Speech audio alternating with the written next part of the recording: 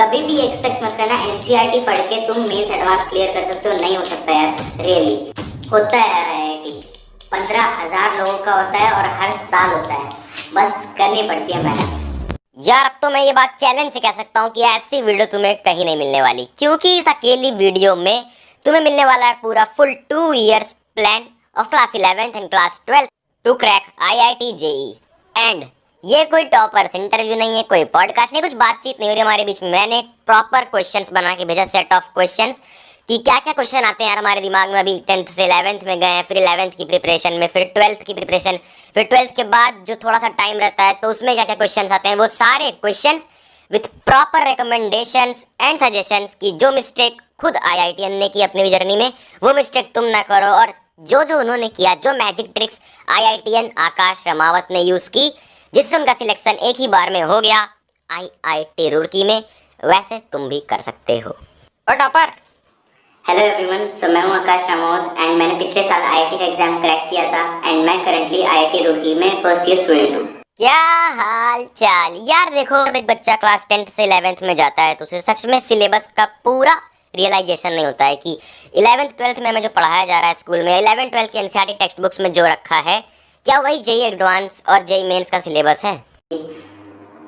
देखो यार, syllabus same ही रहता है, मतलब एनसीईआरटी में होता है 11th 12th का, वही आता है जेई मेंस और एडवांस में सिलेबस, बट वो टॉपिक्स हैं उनको डिटेल में पूछ लेते हैं। एनसीईआरटी में बस ऊपर से एकदम शैलो रहता है एंड जो मेंस एडवांस में है उसमें थोड़ा डीप नॉलेज चाहिए होती रहती है ताकि तुम क्वेश्चंस कर पाओ। क्या एनसीईआरटी से ज़्यादा आएगा? बट हमारे स्कूल में तो सिर्फ एनसीईआरटी चल रहा होता है, और अभी स्कूल वालों ने तो परेशान कर दिया है, ऑनलाइन क्लासेस, ये क्लासेस, वो क्लासेस। तो क्या स्कूल की क्लासेस भी करना उतना ही ज़्यादा नेसेसरी है? तो यार बिल्कुल नेसेसरी नहीं है स्कूल की क्लासेस अटेंड करना, और मैं रिकमेंड करूंगा कि करना भी मत। क्यों? क्योंकि जो तुम्हारी आईआईटी की प्रिपरेशन में ऑनलाइन या ऑफलाइन कोचिंग जहाँ से भी तुम कर रहे हो, वहाँ पे तुम्हें इतना पढ़ा देंगे कि ये चीज़ तुम्हें बहुत हल्की लगेगी और तुम्हारा मतलब कि अपने आप सारी चीज़ें समझ में आ जाएगी। एंड कोई क्लासेस अटेंड ना करके स्कूल की तुम्हारा कोई लॉस नहीं होगा, क्योंकि वो तुम पहले ही पढ़ चुके होगे आईआईटी की प्रिपरेशन में। ऑनलाइन या ऑफलाइन, तो मतलब भैया कौन सा इंस्टीट्यूट हमें चूज़ करना चाहिए? क्योंकि अभी तो काफ़ी ज़्यादा मतलब कि ऑनलाइन ही लेना पड़ रहा है, अभी कोविड सिचुएशंस हैं ऐसी। तो मेरे हिसाब से तुम्हें वहीं से उसी इंस्टीट्यूट से प्रिपरेशन करनी चाहिए जहाँ पे 2 कंडीशन सेटिस्फाई हो रही हो। फर्स्ट है कि वो जो भी तुम्हें हर सब्जेक्ट में पढ़ा रहे हो उसमें इंटरेस्ट आ रहा हो, मैथ्स फिजिक्स केमिस्ट्री में। एंड सेकेंड थिंग है कि वो जो भी क्वेश्चंस करा रहे हो उनका लेवल एडवांस तक का लेवल हो, एडवांस मेंस तक का लेवल, मतलब एनसीईआरटी तक का लेवल नहीं होना चाहिए, एडवांस तक का लेवल होना चाहिए। अगर ये 2 कंडीशन सेटिस्फाइड है तो तुम कहीं पे भी पढ़ सकती हो, चाहे तुम्हारा वो लोकल ट्यूशंस हो या फिर कोई ऑनलाइन कोचिंग हो या फिर कोई ब्रांडेड जो बड़े बड़े इंस्टीट्यूट्स हो वहाँ से भी पढ़ सकते हो। बट ये 2 कंडीशन सेटिस्फाई होनी चाहिए मिनिमम।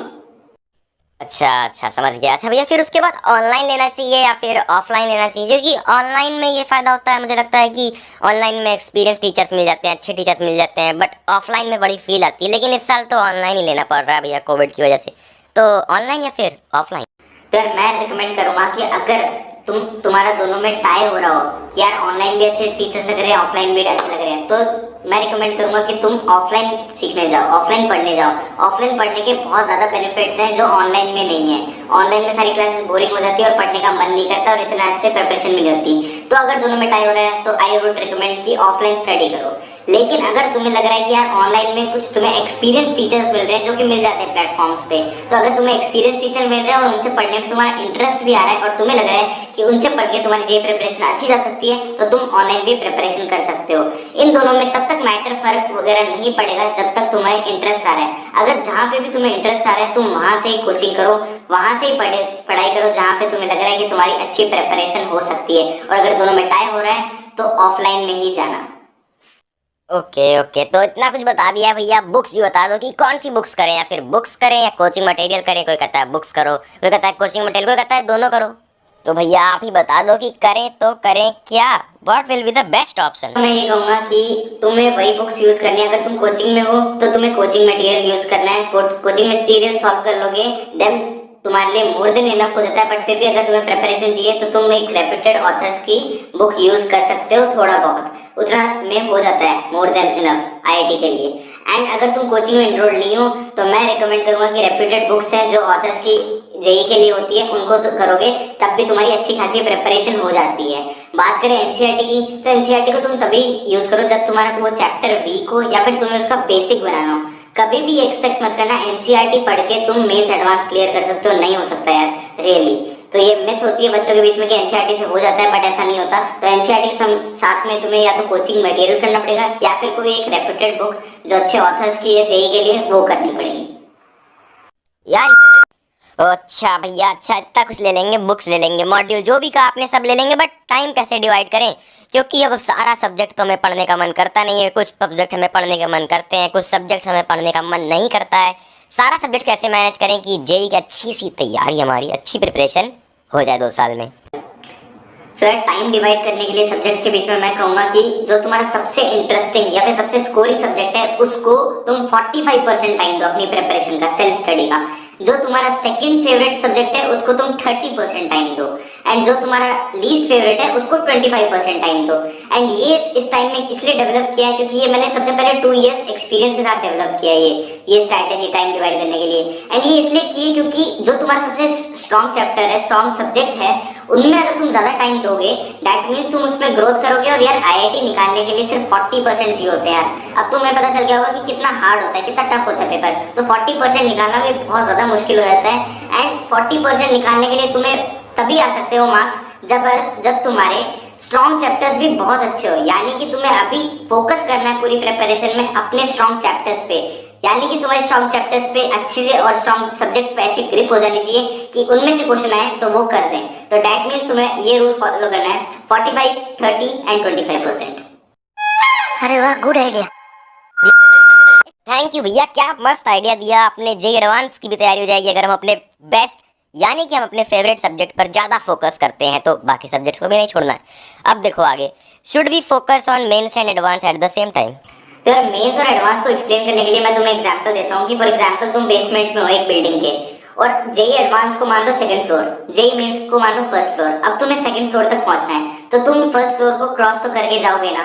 तो यही होता है मेंस एडवांस का मतलब कि अगर तुम्हें एडवांस के लिए प्रिपेयर करोगे तो मेंस की अपने आप ही प्रिपरेशन होती रहेगी। एडवांस एक मान लो एक बड़ा है, मतलब ये एक बड़ा पार्ट है और मेंस उसका एक छोटा सा पार्ट है, समझ रहे हो? यानी कि मेंस के जो क्वेश्चंस है वो थोड़े एडवांस से इजी होते हैं। तो तुम एकदम सबसे टफेस्ट पार्ट की अगर प्रिपरेशन कर रहे हो तो जो इजी वाला पार्ट है वो हो जाएगा। ऐसा कुछ नहीं कि यार एडवांस का मेंस का सिलेबस अलग है, नहीं यार, एडवांस मेंस का सिलेबस लगभग सेम है, थोड़ा बहुत डिफरेंस आता है वो तुम्हें 12th में पता चल जाएगा अपने आप, बट पूरा प्रिपरेशन सेम है। और कोशिश करो कि पूरे टाइम अपनी प्रिपरेशन एडवांस में फोकस करो, क्योंकि जेई एडवांस को क्लियर करके ही आईआईटी मिलती है, जेई मेंस को क्लियर करके सिर्फ एनआईटीज मिलती है।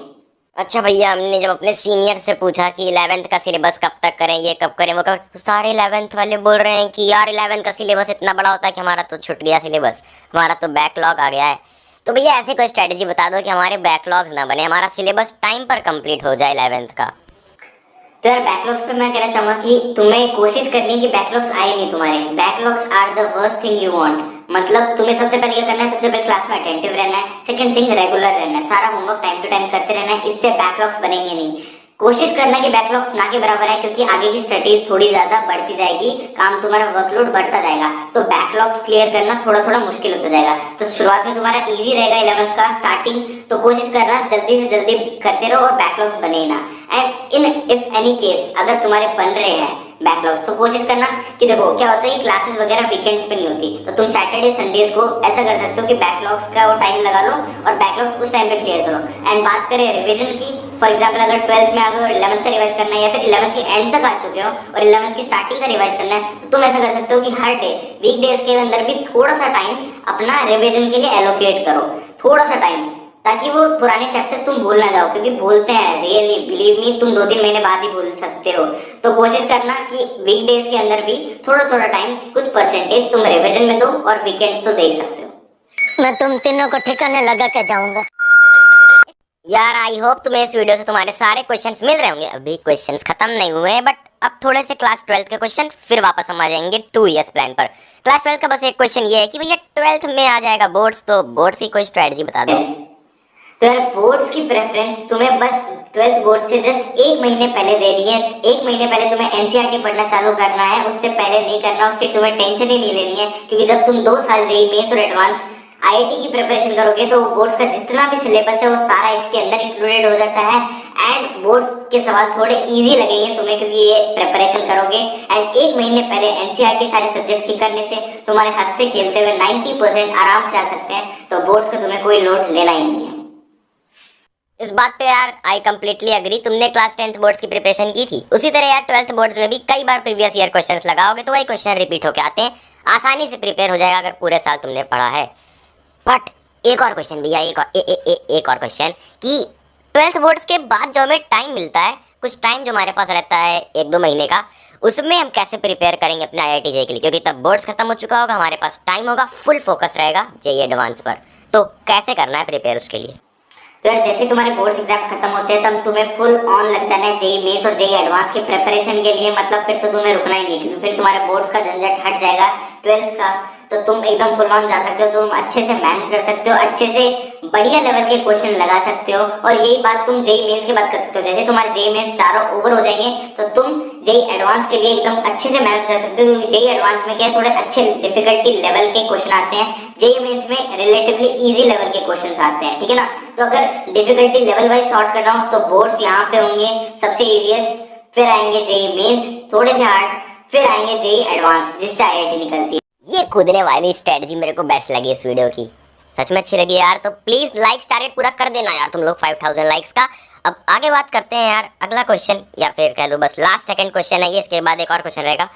क्वेश्चन है कि why JEE mains is now conducted 4 times, यानी कि 4 बार जेईई मेंस कंडक्ट करने का क्या फायदा है एज फ्रॉम स्टूडेंट्स पर्सपेक्टिव?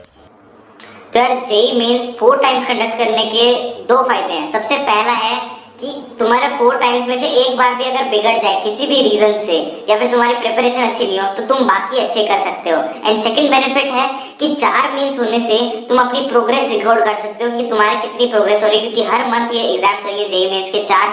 जब तुम्हारी 2 साल की प्रिपरेशन पूरी हो जाएगी एंड तब उस प्रिपरेशन के बाद तुम अपनी प्रोग्रेस देख सकते हो कि हर मेंस के बाद तुम्हारा कितना इंप्रूवमेंट हो रही है। अच्छा भैया, अभी तो आप आईआईटी में सिलेक्ट हो गए हो तो थोड़ा सा एक ओवरव्यू ऑफ 2 इयर्स दे दो कि क्या होना चाहिए हमारा मूल मंत्र बेसिक, और उसके बाद क्या होने वाला है 2 साल के बाद, यानी कि ये 2 साल की जर्नी का एक शॉर्ट ओवरव्यू। तो यार तुम्हारे ये 2 साल सबसे अलग होने वाले हैं अभी तक जिंदगी के, क्योंकि इन 2 साल में तुम इतनी मेहनत करोगे और इतना ग्रो कर चुके होगे 2 साल के बाद कि तुम्हें बहुत सारी चीजें समझ में आ जाएगी, टाइम मैनेजमेंट आ जाएगा। एंड अगर अच्छे से प्रिपरेशन की है तो तुम्हें अपनी अच्छी लाइफ बन जाएगी। तुम इतनी मेहनत कर चुके होगे कि तुम्हें खुद पे बिलीफ आ जाएगा, एक कॉन्फिडेंस आ जाएगा। एंड 2 साल मेहनत करने के बाद जब आईआईटी मिलती है उसकी फील होती है वो अलग ही होती है, क्योंकि आईआईटी में जाके तुम्हारे इतने मजे होते हैं। फॉर एग्जाम्पल मैं कंपैरिजन करना चाहूंगा कि जो लोग मेहनत नहीं करते हैं तो उनका क्या होता है यार, 2 साल मेहनत नहीं की और 4 साल वो एक अच्छे कॉलेज में नहीं जाते तो उन्हें 4 साल मेहनत करनी पड़ती है प्लेसमेंट के लिए बहुत ज्यादा। और अगर तुमने अच्छे से मेहनत कर ली 2 इयर्स की प्रिपरेशन में तो तुम्हें आईआईटी मिलेगी और 4 साल तुम्हारी चिल लाइफ है, एंजॉय कर सकते हो कॉलेज लाइफ में। एकेडमिक्स के साथ आईआईटियंस 10-15 और चीजें में घसे रहते हैं और 10-15 चीजें और करते रहते हैं आईआईटियंस। तो एक अच्छी चिल लाइफ मिलेगी एंड एक अच्छी प्लेसमेंट मिलेगी तो तुम्हारे फ्यूचर को एक हेड स्टार्ट मिलेगी। एंड बहुत ज़्यादा एस्पेक्ट्स हैं जहाँ पे आईआईटियंस को एक बेनिफिट मिलता है, एक हेड स्टार्ट मिलती है। तो तुम्हें एक अलग ही फील होगी आईआईटी में आने की। और ये 2 इयर्स की जो प्रिपरेशन है वो वर्थ इट होएगी। एक एक सेकेंड, एक एक टाइम, एक एक मिनट तुम्हारा दिया हुआ आईआईटी की प्रिपरेशन में वो सारी चीज़ वर्थ इट होएगी। तुम्हें 2 साल बाद जो आईआईटी मिलेगी उसकी फील ही अलग होती है। थैंक यू यार, at the end be positive and yes of course you can do it. यार अगर अच्छा लगा ये वीडियो तो शेयर कर देना सारे आईआईटी एस्पिरेंट्स के साथ ताकि उनका टाइम से